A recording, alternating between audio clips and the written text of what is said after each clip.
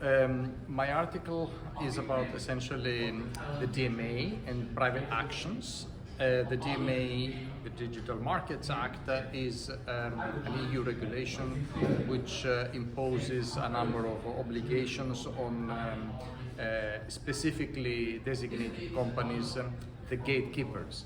The DMA, of course, is enforced by the European Commission, but we tend to forget that the DMA is a directly applicable regulation, and that also gives rise to private actions, can give rise to private actions before the national courts in the EU. So my article is essentially about private enforcement of the DMA rules.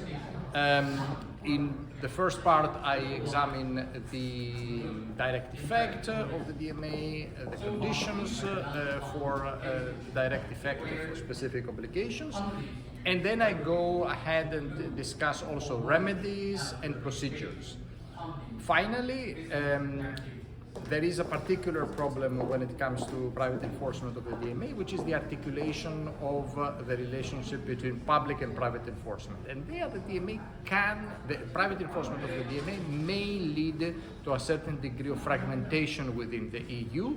And that's, I think, quite, that's going to be the new frontier, so to say, over the next few years when we see these actions proliferating in Europe. I have certain ideas about that.